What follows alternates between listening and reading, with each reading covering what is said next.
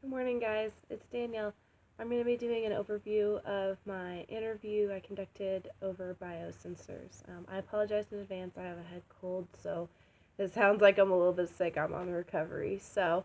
I conducted my interview on Friday, February 2nd with DA. She is an 89-year-old female who uses a blood glucometer to check her blood sugars.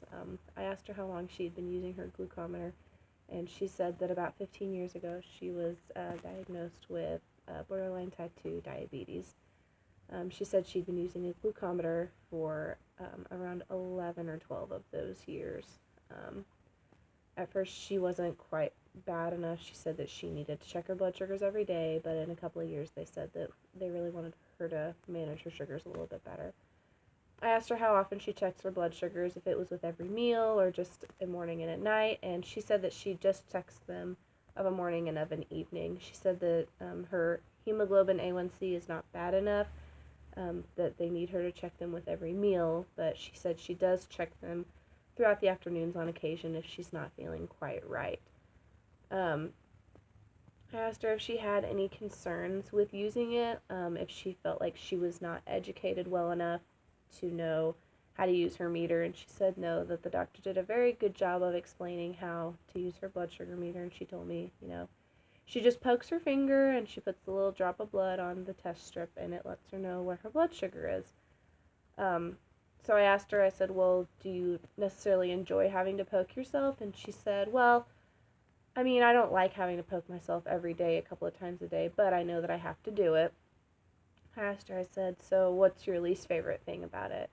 She said, well, I don't like to poke myself, but she really likes knowing that she gets fast results, and that she knows automatically, what her blood sugar is. I asked her what her blood sugars normally run, and she said of a morning they're usually less than 100, but of an evening sometimes they get up to around 140 after she's had, her daily meals and stuff.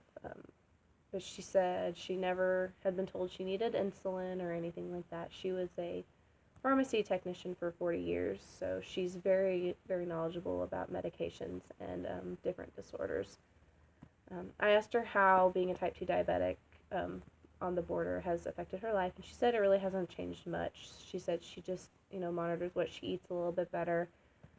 She doesn't eat lots of sweets, and she tries to stay away from carbohydrates and eat more fruits and vegetables.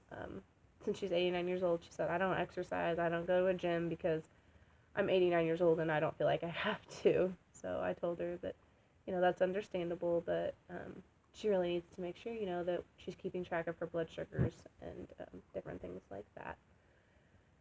I asked her if there was anything she wishes she could change about the way that her condition affects her. She said no. She understands that what she's doing is appropriate and she's leading the best life that she can as an 89-year-old woman.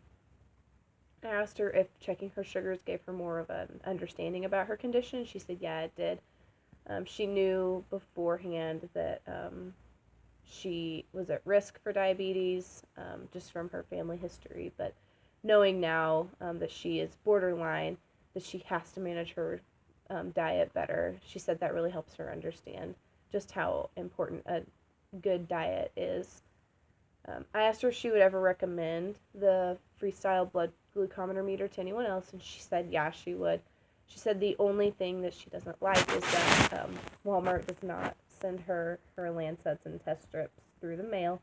She said it's kind of an inconvenience to her to have to go and pick them up or to have her daughter go and pick them up. She said she wishes that they could send them through the mail, just like her other prescriptions that she has for, she has high blood pressure, and she enjoys that she doesn't have to get out and go get those meds. She likes that they're sent directly to her house.